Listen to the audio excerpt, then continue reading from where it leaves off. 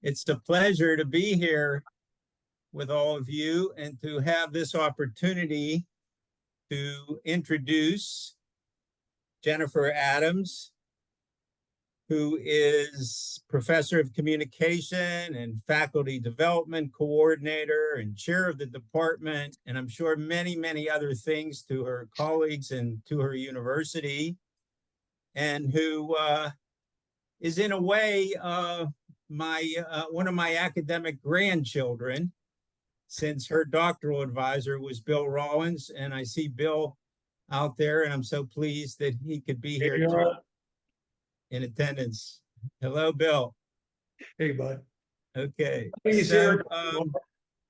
so Jennifer is, in addition to the author of the book that we're featuring today, Jennifer is also author of Environmental Hospice and Memorial as Redemption, Public Rituals of Redemption, which was published in the Western Journal of Communication, and also Writing Other Stories, Autoethnographic Reflections on Historical Research, Representation, and Bochner, published in the Journal of Autoethnography. And I wanted to begin this morning by talking a little bit about this project and how it came to be a book that we were very much interested in publishing in our book series on writing lives, autoethnography, and narrative. Carolyn had met Jennifer at a communication conference some years ago and had mentioned her to me, but I didn't know her. And and the way we divide books in the book series, the book was sent basically to me. So I read it cold, as you might say. It was a nearly complete manuscript. And I wanted to read you just a few lines of what I wrote to the senior editor at Routledge about the book. Any book that we decide we want to publish in our series, we have to review thoroughly. And of course, it also gets outside reviews. And then we have to make the case for the book because it goes through an editorial process. And what I wrote was this. Originally, the title of the book was A Perfect Moon. And I said, Perfect Moon is an uplifting, evocative, and unusual manuscript. I do not know another project quite like it.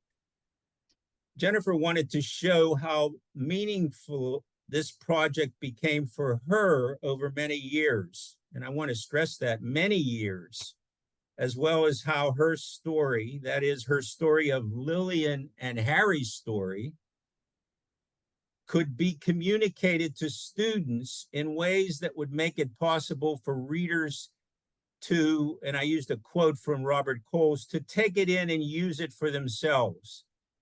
I think she has largely succeeded in making the trunk of Lillian and Harry's love stories about their lives a part of our lives. That is, of the readers' lives. I certainly felt that way when I read it. She depicts the ways in which these letters represent Harry and Lil's lives as a narrative, and she shows how the letters function as acts of meaning intended to shape and sustain their relationship over protracted periods of separation. Some readers, especially young readers in the digital age, might find the letters so thoroughly unfamiliar and outside their experience as to seem weird or even creepy. However, Professor Adams understands what she is up against and makes a valiant effort to make what may feel strange and foreign to some readers' experience fascinating and irresistible, holding readers in the grip of an I wonder what's going to happen to them story. I think I was just amazed at how well she crafted that and integrated it with some very important communication theory. So enough of my view of the book. Let's hear from Jennifer. Why don't you start by telling a little bit about the history of the project and how you got into this? Sure, absolutely. But before I begin, I do want to thank you again, and the organizers of the conference for inviting me to participate this morning. And thank you for being a fantastic editor. The book is better because of your close reading and engagement with that text. And along those same lines, I want to thank Bill Rollins, my doctoral advisor, who is also in the narrative of this book. But it would really still be a box of like random letters that I keep in my attic if it were not for him and some of his advice early in the project. So I'm really thrilled to have him here today. I'd like to share a screen if it works, because I want to try to bring you into the history of the book and the narrative a little bit. And I think it helps to show some pictures. So hopefully this will work. And I'll make that big and hopefully you can see that. And so that is the cover of the book. And so the story, as Art kind of alluded to, is of the book is based on really things that have happened over half of my life. And so summarizing it in just a few minutes is really difficult and hard to do. So to do that, I have to skip a lot of what I think are really charming moments and things that I make the book interesting to really kind of just do a quick overview of it. So the book is about some letters that I found in an attic, and the letters were between a young couple, Lillian Friedman of Lafayette, Indiana, and Harold Curtin of Mount Vernon, New York. And so you can see them here. And Lillian is pictured on the lawn of her parents' home, her dog Fritz there. Harry is at his parents' home in Mount Vernon. They were Purdue students in the 1930s when they met and fell in love. And they chronicled their love and their daily experiences while they were separated during summer breaks and over winter terms with letters, almost daily letters, that they then preserved together in a trunk that they stored in Lillian's parents' attic. And I found their letters because I moved to Lafayette in 1998 to attend Purdue University for grad school. And I rented part of Lillian's parents' home, which in the intervening years had been turned into 4 apartments. And so I needed some room for storage for different kinds of like hiking things that took up a lot of room. And so I was permitted to remove basically a bunch of trash from the attic and use it as storage. And I discovered a box of letters in a really old shipping crate that attracted my attention, mostly because I'm attracted to old things and old paper in particular. And so I kept them and I read them. And although I had moved to Purdue specifically to study rhetoric, and I was fully invested in agonistic discourse at that time, I turned to Bill Rollins, who was an interpersonal scholar who was really well known in my department. And he helped me develop my skills as a qualitative researcher of interpersonal life and relationships. And so these letters then became my dissertation, which I defended over 20 years ago now. And that was about something that I called the epistolary pact, which was about the dialogic turns that letter writers take.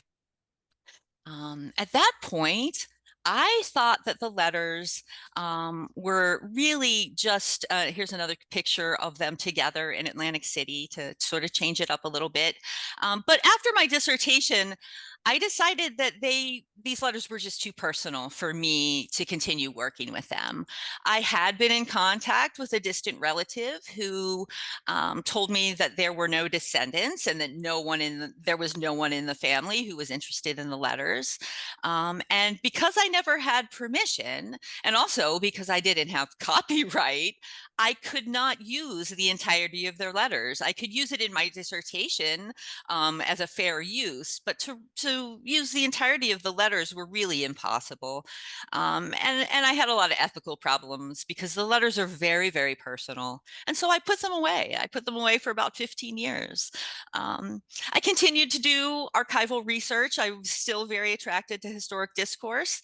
But 15 years later, I taught a course in private communication, letters, diaries, and journals, and shared these with my students who basically demanded that I find who inherited their state and obtain permission to continue working. Well, the internet advanced significantly over those 15 years, and it took me about 15 minutes to discover that they did have a daughter who seemed to still be alive. And I was able to visit her in Myrtle Beach in 2017 to give her her parents' letters that she didn't even know existed. And she gave me the permission to work on the letters. And so the book then tells the story of several relationships. I include most of the letters between Lil and Harry, and then I explore my experiences and feelings in autoethnographic interludes between them. And so we'll have the story of Lil and Harry's early love affair, but we also have the story of my relationship with their letters, something that was really very real to me. And then I also talk about the relationship that I built in doing my research with their daughter, Barbara, and how her death impacted me prior to the publication of this book. And then fortunately, I also have a relationship with her brother-in-law and his family. And so I continue to retain a living connection to the project, which is something that I didn't really expect to ever have when I finished my dissertation. So the book explores the art of the personal letter. And there's a fascinating thing I think about letters. It's unique because it's usually written because of absence, but they retain the presence of writers and even their readers. So both show up in the pages of letters as the I and the you, and often likes and dislikes, habits and opinions. It's all embodied in what is said in the letters. And I think this is radically different than the communication that's popular today, like phone calls or text messages. When people aren't together in space and they have to rely on letters, they know there's going to be this time between when they are sent and when they are received. And so this distance in time and space means that letter writers go through greater lengths to describe their context. They try to help convey a sense of presence to their reader in ways that we don't in text messaging. And if you don't mind, really quickly, I'd like to share an example of something like that. It's just a quick exchange between Lil and Harry from the summer of 1931. While I do that, I'm going to put up an example of one of their letters. This isn't the letters that I'm reading from, but I'd like you to get a sense of just the ephemera itself. And so this is an example of a letter written by Harry. But I want to share with you just a couple paragraphs that were written in 1931 between Lil and Harry. And it starts off with Lil, and she writes, "Last night, it was too hot to sleep in our room. Finally, my brain hit upon an idea which was promptly carried out. What was it? Well, simply this, to make a bed on the porch adjoining my room.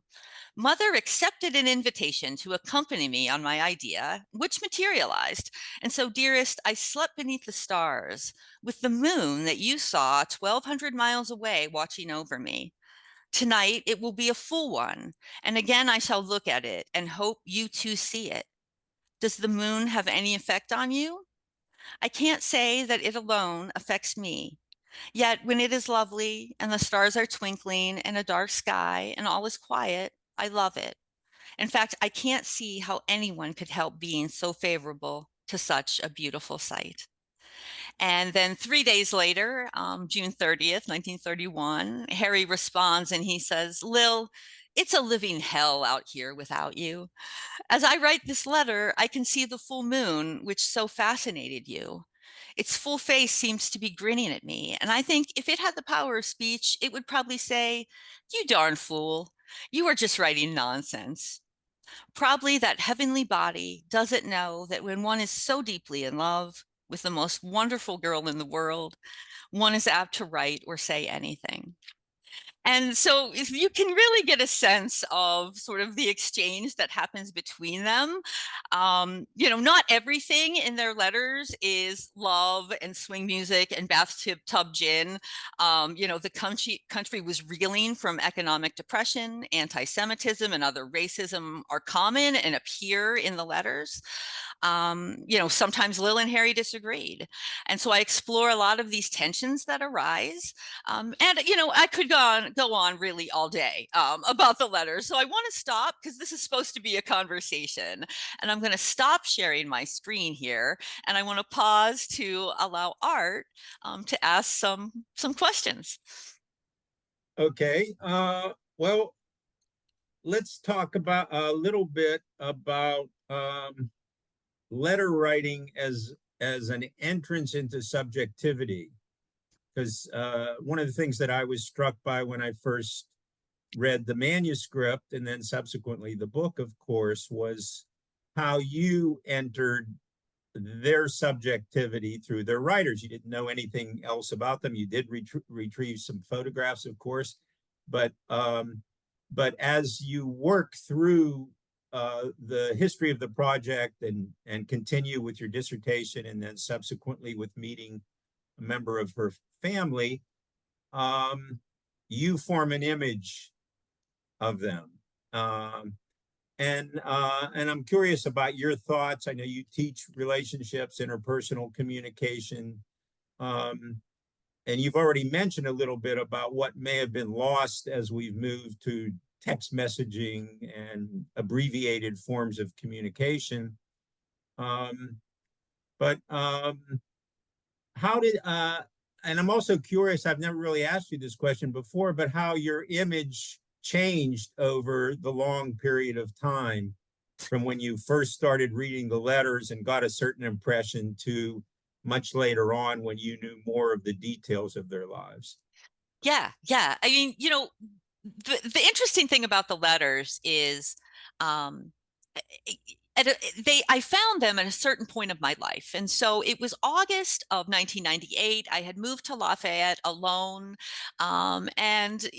Leases start August 1st. And so I showed up a couple weeks before any of the graduate school activities were getting started. I was alone. I had a lot of time to reflect on things. And so I started organizing the letters. And pretty quickly, it didn't take me too long to realize that they were mostly because it was a big jumbled mess when I found them in a big old shipping trunk, literally covered in coal dust. It was a mess. And so there was a cleaning project that was involved, which says something, I think, about my identity as well, because I want to preserve these. My father is a librarian. And so right away, I set to organizing this paper material. And in so doing, I was able to read the letters in nearly chronological order.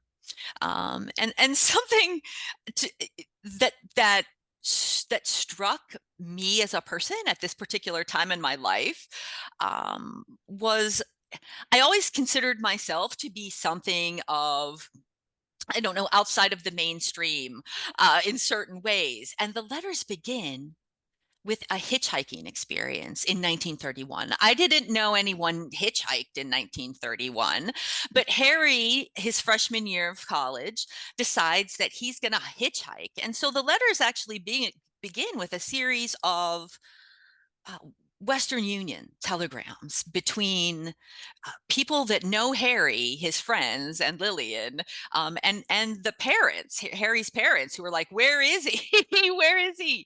Because there's no cell phones, there's not even pay phones at this time, and so he's really just somewhere between New York City and Lafayette, Indiana.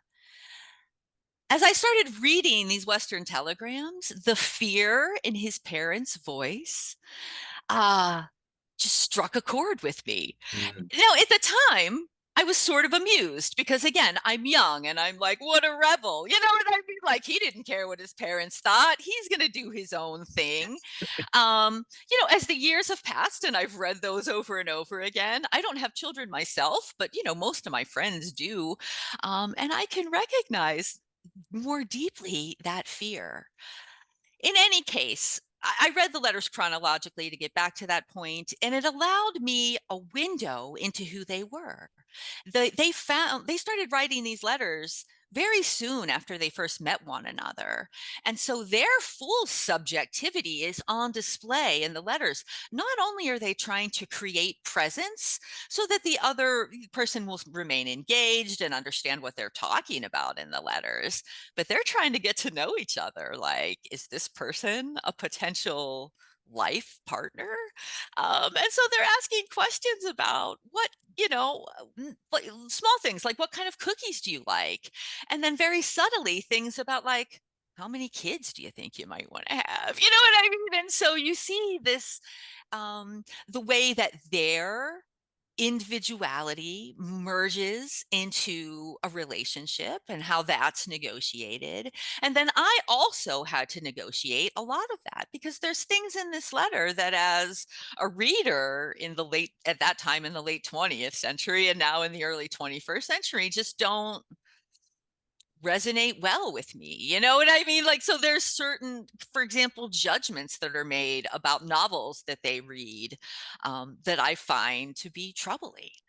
On the other hand, um, there are times when I found them disappointing in their reactions to others. So there's one moment, where really a terrible thing happens to Harry.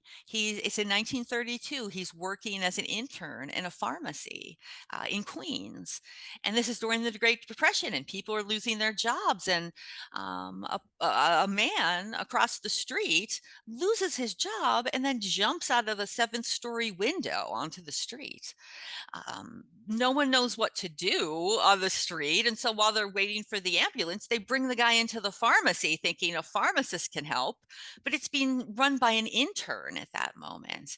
And so Harry actually holds this man's head in his lap while the man dies. And he writes a letter to Lil about this. And then Lil says nothing. Nothing. There's no response, right? And so I'm really disappointed in her as a person, right? Like, and I expect other things. And so, but that speaks to me of my own subjectivity and expectations and how I'm reading this as a novel, right? You know what I mean? Mhm. Perhaps. Yeah, I do. And to read it as a scholar, really different. So again, I feel like I'm kind of going on and on about those kinds of intersections. Um, but engaging their personal relationship allowed me to develop not only in the ways that I thought about relationships, but also in the way I thought about letters. And then Yeah, finally, in the way that I thought about myself as a scholar, which yeah. changed from being very concerned about argumentation, to highly concerned about dialogue. Mm, okay.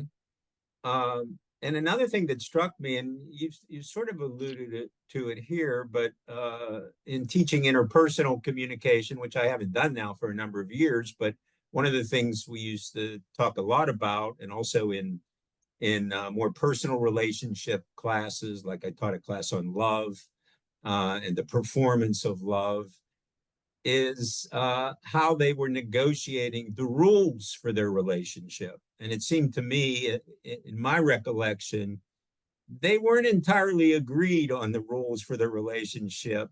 And Lil, especially, would very gently, mostly gently, indicate how she wanted this to go. You know what the rules might be for the relationship. Could you talk a little bit about that? Yeah. Absolutely. So there is a series of letters. Now, this doesn't happen the first year. The first year that they write, 1931, they're those letters literally take up 2 chapters in my book because there's so many of them. As they become, I imagine, more secure in their relationship, the letters start to dwindle a little bit. And they're also, Harry's starting to develop a professional career. He didn't end up being a pharmacist, it turns out. I learned that later. But he was very serious about pursuing it as a career, and he took a job as a pharmacist, again, an intern in 1932. And so he was working long hours at the pharmacy. He was commuting from his home in Mount Vernon, which is a little bit north of New York City, to Queens. And Lillian was very upset that he was not writing very long or frequently enough in order for her satisfaction. And so she hints at this. She says, I'm going to need a much longer letter. And Harry says, I don't have the time.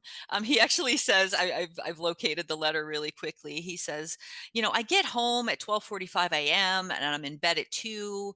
I sleep until 11. I wash, dress, eat, and go back to work. Why not blame my irregular correspondence on my hours? To be fair with you, dearest, you not need write to me unless it is an answer to one of my letters.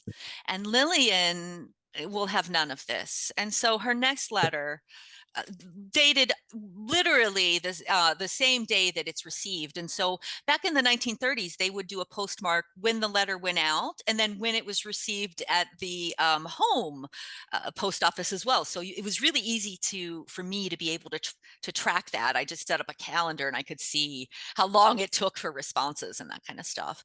And so Lil responds, "My dearest Harry, this letter is going to be difficult to write. There are a few things we must get straightened out because until then I shall not be content. The remark you made in one of your recent letters to this effect, that I need not write unless it be an answer to one of your letters, rubbed my fur the wrong way." Which I love. According to you, then, I must wait indefinitely for news of you. And should I have something to tell you, then in order not to hurt me, I must wait until I hear from you. Also, you said the situation would be fair. Perhaps it is the kind of fairness children use as tit for tat, but I won't depend on childish methods. I shall write when I feel like it, even if I don't have one of your letters to answer. To me, that is an expression of love. But honey, can't you honestly see how lonely I get? She writes a little bit more and she says, you say sometimes you give up at lunch hour, and that she does the same. And she says, honey, I know you work hard enough, but with all of this, surely you can find 1/2 hour 3 times a week to devote to me. Is that asking too much? Frankly, I don't think so. And so she has That's very funny. clear parameters about what the Yeah, frequency of letter writing should be between them to maintain a yeah, connection. um Harry responds, and he doesn't bristle in the same way. yeah. He's much more delicate in his response, but it's a continued negotiation. And I think this is true of a lot of letters, not to get off track, but so frequently when I look at old letters, I spend a lot of time reading old letters from dead people. And often letters start, I apologize for it taking me so long to write. And so Yeah. clearly there is this expectation that writers and readers develop as they're engaged in personal correspondence. Yeah. Yeah, I love that. I should remind people to freely use the chat if for any thoughts or things you want to mention. And this should also be not just a spectator thing. I want to open it up to questions from those in and thoughts from those in attendance. One thing I was just thinking when you said what you just did was, and I ran into this a lot in the last few years that I was teaching, especially that love course, was how many, two things. One is, I remember a young woman who came to class one day and she was extremely upset. And I asked her if there was anything I could do. Why are you so upset? And she said, well, I wrote a text to my boyfriend this morning at 8:30, and it's now 11 o'clock, and I haven't heard from him. So the way time is experienced in the digital age is so foreign uh, to young, young lovers these days. It's such a phenomenal difference in my mind, and what has been lost through that. Um, also, I wanted you to talk a little bit about the structure of the book, because you used something that you call interludes, and other people have used that, and how this came to you as a writing strategy, because writing becomes so important in autoethnographic text. Can you talk a little bit about that? Sure, absolutely. So I knew once I got back into the text that if I published a book about Lil and Harry's letters, that I would want in some ways to decentralize myself. That being said, I also recognize that there's a lot of mundane stuff in the letters, that although I think is really interesting. Like they go see Dracula in 1933 in the theaters, and like as a history buff, like I love that kind of stuff. But I recognize that a lot of what's happening there is, fairly mundane. Um, and so in conversations, first with Bill, he would often tell me, part of what's exciting about your story is the serendipity of the whole thing. Like, why would you root through these dirty letters? And do you know what I mean? And what would inspire someone to kind of get so wrapped up in this process? Of like sorting them and and trying to find them, because that was what I did first. Is I spent a lot of time trying to locate to see, because I thought if they were still alive, how fantastic if I could give them back.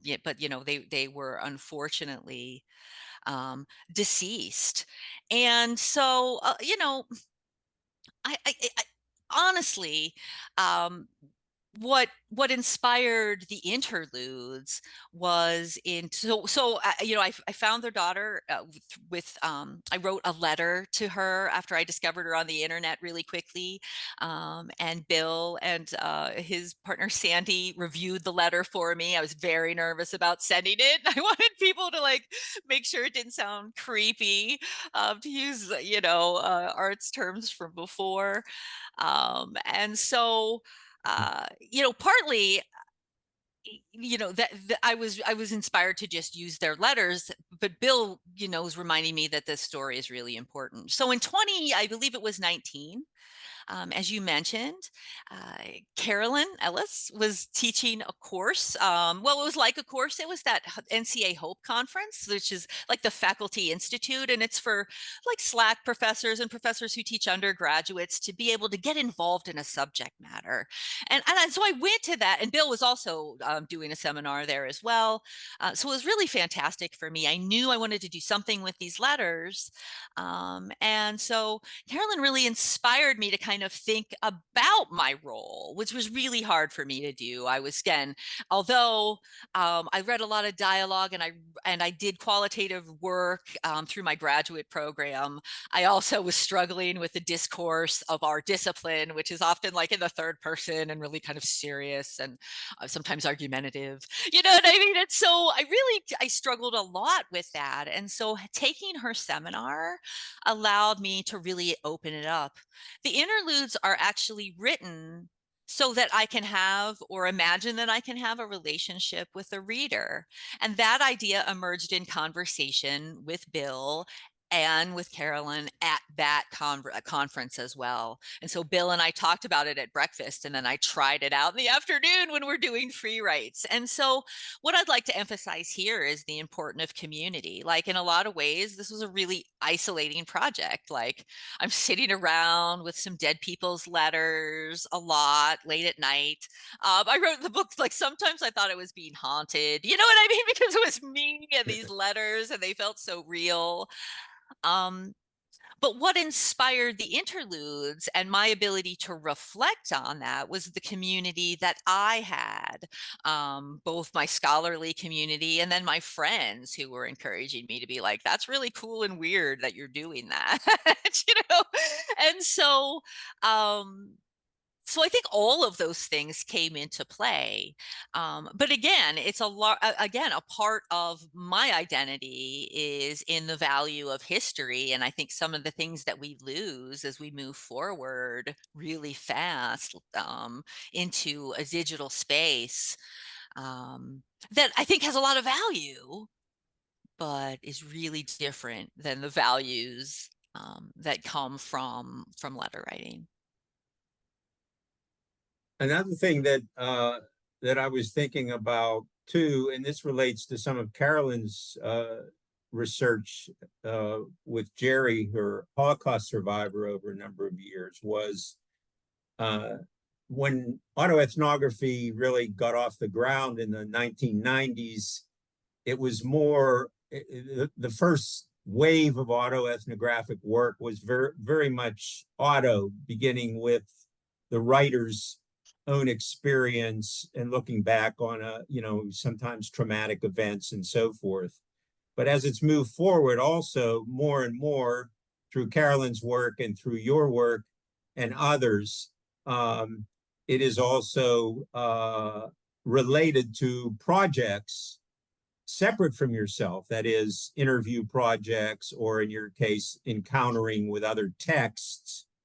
And the autoethnographic part of it becomes the relationship between the researcher and the researched, whether it's the texts in your case, or in Carolyn's case, her relationship with survivors who she interviewed.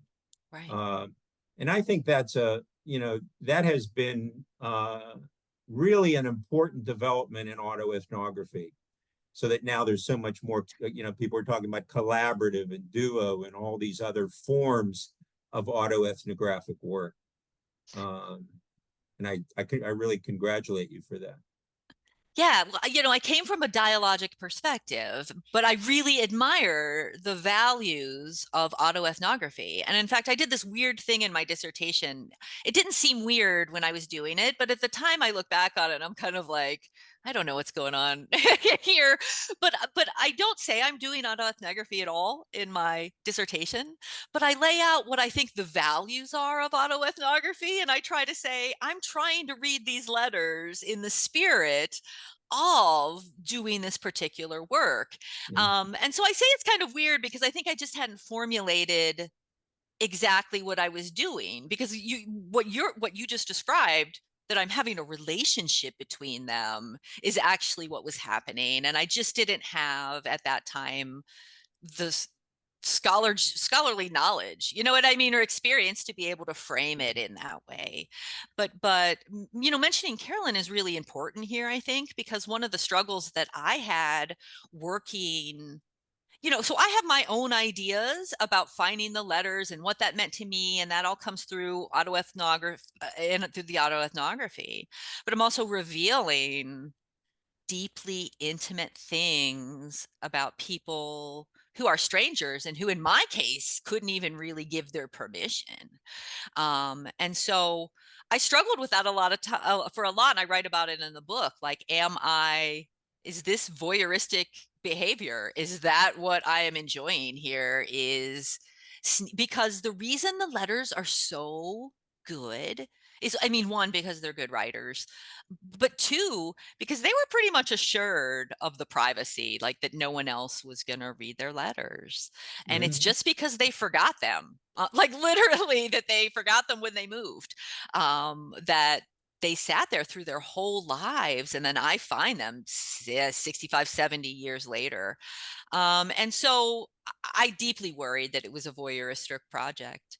And then again, Carolyn has an article in 2020 with Tony Adams where she talks about this concept of bearing witness. And so I talk about this in the book, about like kind of negotiating the distinction between that and trying to come to terms in a self-reflective way about, like, what am I doing here? Is it just that I'm kind of like, getting off on like these people's romance and how charming it is, and it's like, the bridges of Madison County or some horrible thing? But you know what I mean? Yeah. Or is what I'm doing here actually authentically to share and celebrate their experience and to help other people who may have really very different experiences, because we all do. We aren't living in 1931, but in ways that they still resonate. Can we talk a second about the issue of relationships. I want to say two things, both celebratory, but the second wants to arrive at a question for you, Jen. The first thing is I would want any potential readers of this book to realize that this is so brilliantly and meticulously researched. You know, it's like Salvador Dali has these crutches in a lot of his paintings because he thinks they're important, what our actions are suspended by. And your work in terms of the historical details, like as a musician, I'm thrilled by all the references to music in their letters. They refer to songs like any of us do. We have our song, we have songs that take us back to moments of our relationships. And you do what Miles Davis calls chase the voodoo down. You find every one of those songs, and in your footnotes, you'll say, this was a popular song by Cole Porter that was covered by the Harry James Orchestra. And it's really meticulous.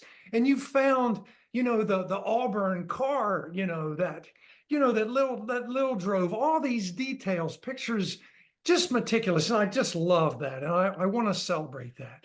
But back to the kind of ethos of what we were just talking about, the notion of relationship. I very much think that your reflections on bearing witness, very important issue, and your concerns about invading their privacy. But guess what? You also were bearing gifts. Now, I really wish you would just speak a little bit about, in terms of relationships, you ended up becoming friends with their daughter. It's like, this is off the page. This is life. You became friends with her at a really significant moment in her life. And that literally blossomed from the work you were doing with her parents' letters. Can you just speak to the moment that you entered Barbara's life? And I mean, because at the end of the book, I cry every time I read it in terms of what eventually happens with her and your role in her life. So I just wondered if you would speak to that. Sure, I'd be happy to share that. So, yeah, so I tracked down letter as I mentioned, I wrote a letter to Barbara, and she took some time to respond. I actually was a little nervous that I had found the wrong person or that she was actually not interested. But it turned out that strangely, she received my letter just within 24 hours of the death of her husband. And so it took her some time to kind of process that. But she called me a couple of months later on the phone, and when we spoke, first of all, we hit it off immediately. She spent most of her life in New York and had a kind of strong New York accent. She spoke really fast and got right to the point, and I like that. And so we got along really well. And I said, I want to bring the letters back to you, and she was very interested in that. She was shocked, quite frankly, flabbergasted that these letters existed. She had no idea. Um, but she said to me at the end of that phone call, she said, I feel like you are bringing back my parents for me at the most difficult time in my life since I lost them. And that hadn't really occurred to me, that, you know what I mean? Like that it would have that impression. And so I brought the letters to her. And as Bill indicated, we hit it off. We went out for lobster. She had retired to Myrtle Beach recently, and she wasn't crazy about it. There were definitely no good Reubens. And so she wasn't real happy about that. But we had a great time. We had a great time. Her brother-in-law flew in because from New York. He's a professor at Stony Brook, and he wanted to meet me. And so it was this big, fantastic family situation. Unfortunately, only less than a year after I met her the first time, she was diagnosed with a terminal cancer. Chemotherapy didn't really work at all. And so her brother-in-law called me and said, you know what? Would you please come down and visit, and we're going to work through some of the letters. Strangely, there were references in my letters that were helping her build a family tree, because sometimes they would reference like a cousin or this person or that person. And so she was doing this work at the end of her life, which was really touching. And so we spent a couple of afternoons doing that.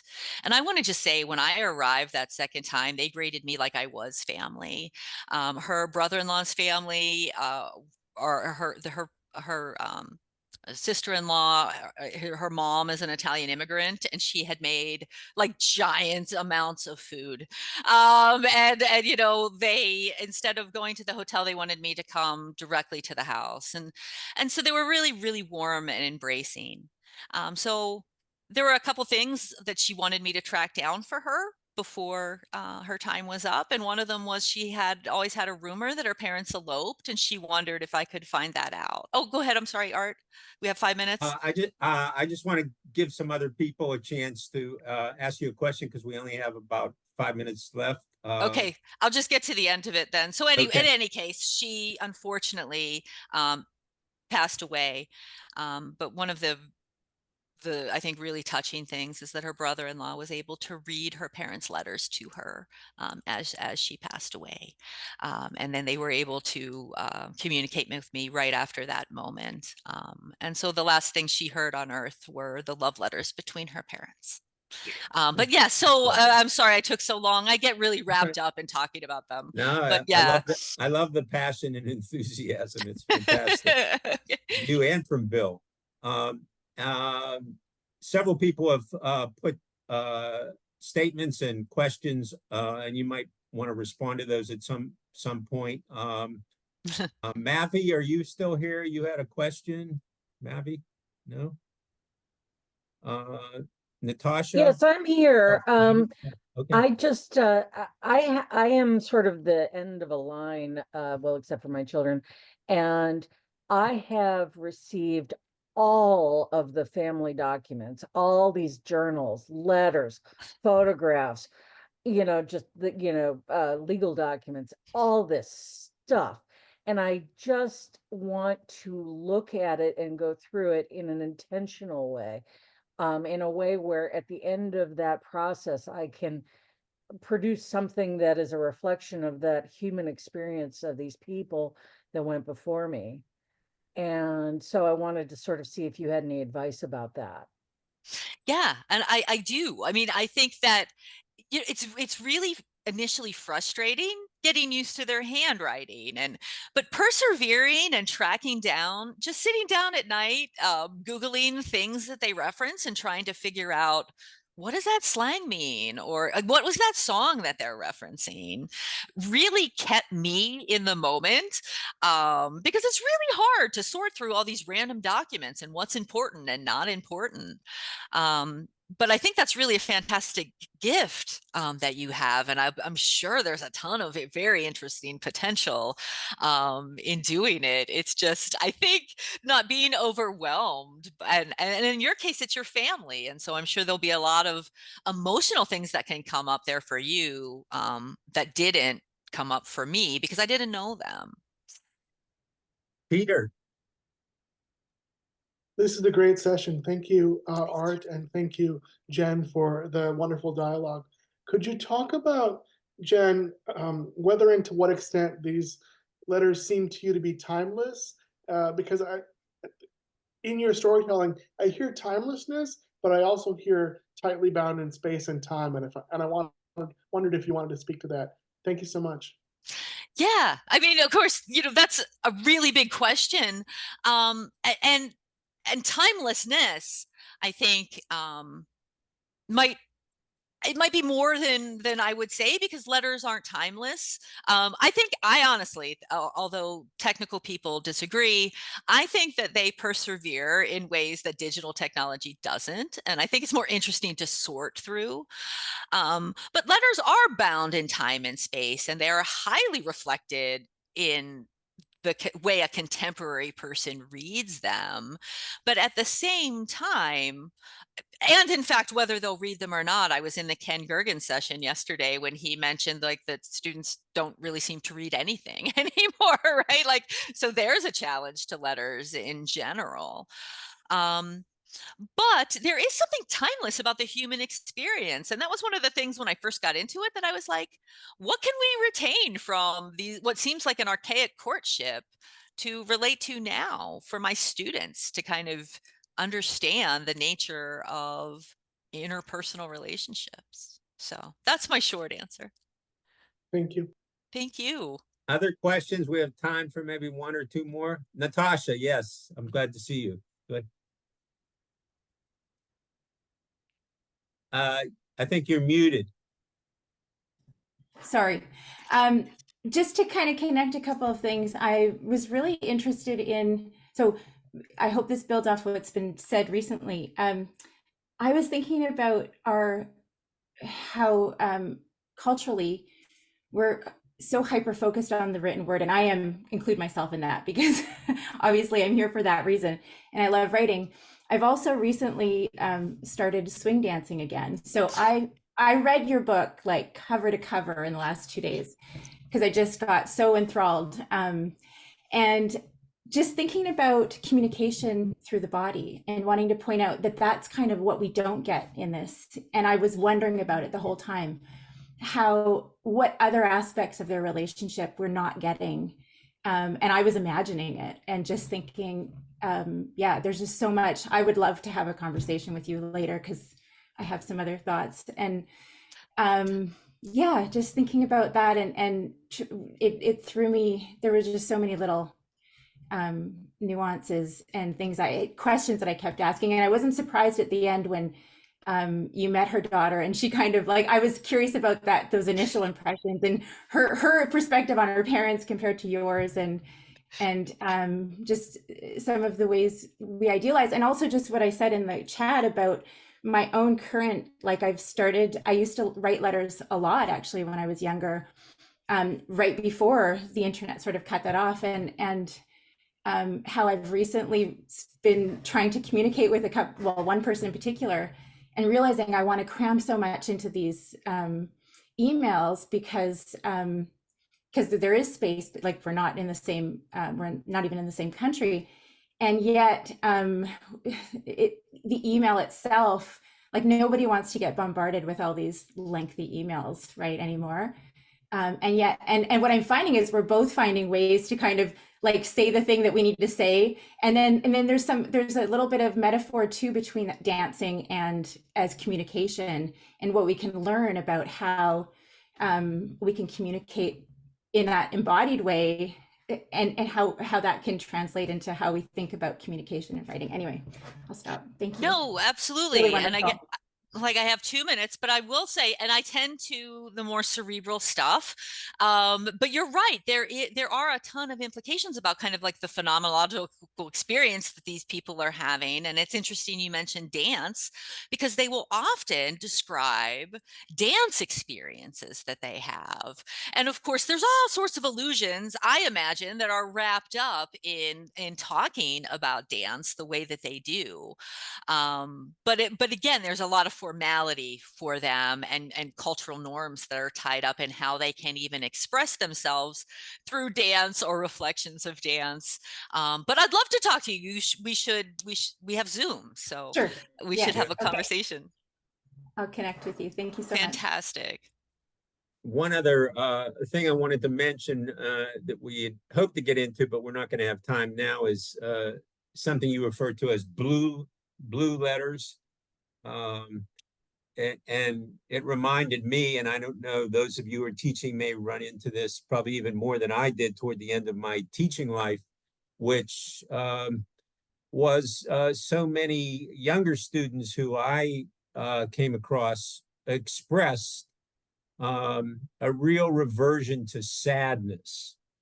And there's a sociologist who recently wrote a book titled "The End of Sadness," in which he discusses the ways in which there's an increasing desire to end sadness as a human experience, which is mind-blowing in my view. But the sadness that was expressed by Lil, especially in a few of those letters, made me think about the outlets for sadness in contemporary experience. And I think that's such an important thing. And the other thing I want to mention, this is an incredibly teachable book. It's in terms of theory as well as practice, and the whole research process of discovering a topic that you didn't ever think you would have been interested in, but then come across. And Jen has just done such a remarkable contribution, not only to autoethnography, but to interpersonal communication and relationships. And I highly recommend that you read it for your own edification, but also think about the ways that you can use it in a variety of places that you might be teaching or doing research.